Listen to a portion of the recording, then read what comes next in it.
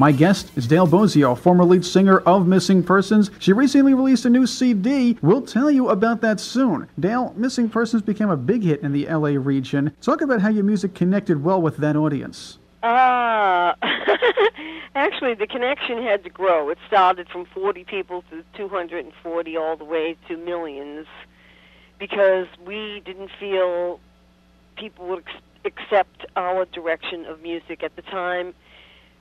People rejected us. About 325 letters, rejection letters, said we were not the future of the music business. We were not the sound of the future.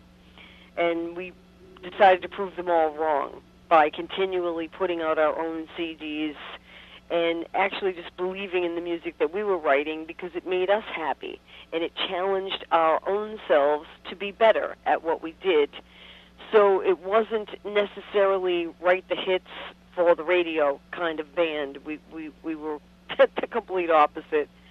And now to see, as I said before, these songs still being played, at the time, people said that was not the direction of the music of the 80s. So you got to go figure, and you have to give people the benefit of the doubt, because most of the time they're wrong. And people will go to the water. If it's like the old saying, you can take the horse to the water, but you can't make him drink it. And that was the worst time of ever to prove a point. No one believed anything you said, and if you didn't dye your hair blue, people didn't even bother looking at you. So that was one of the whole ploys. I think I'll dye my hair blue. I turned around and told that to Terry Bozzio one day. We ended up having it in the song words, and I actually did dye my hair blue. Those were all about the things that I would say. What time is it? Who cares anyway?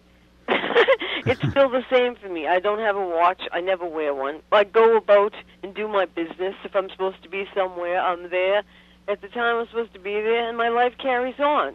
It's simple. And the more you complicate it, oh, well, then you know what happens then. Mistakes happen. And it's really important not to fight destiny, I suppose you would call it. I guess what happened was popular music got kind of homogenized around then. People were looking for something different. You did fit the bill, but what set Missing Persons apart, in your opinion, from the rest of the newer bands of the time, too?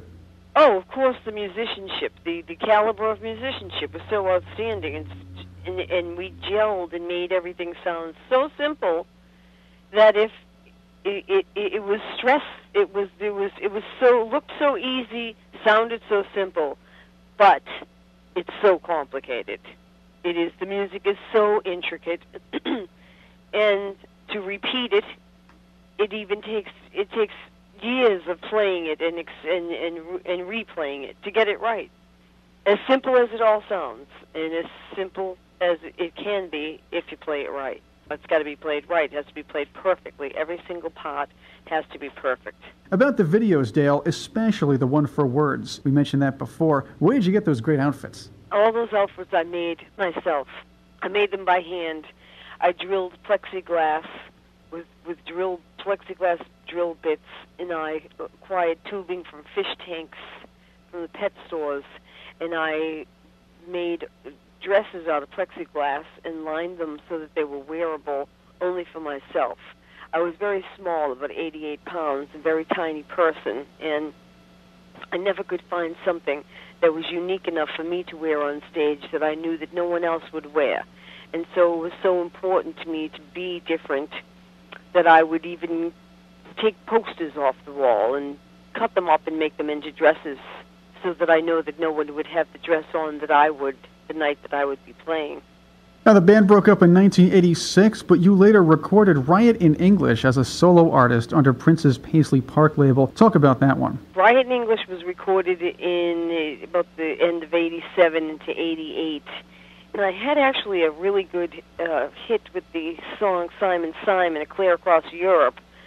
But I didn't follow it up because my father took ill, and I actually left Prince's camp of my own adore and went back to Boston, ended up staying in Boston, which I'm still here on the East Coast, and never went back since I actually dissolved my business with Prince in 1988. And then just carried on, had 2 children. I have 2 fabulous, incredible sons, Shane and Troy. Troy's birthday's the same day as mine.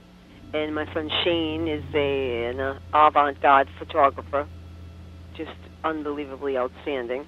The three of us live together in New Hampshire. We have a country house, and we're sort of abreast of what's happening. But then again, you know, all of my forte was very high tech. So when I'm off the road, I'm low tech. Dale Bozzio Unplugged.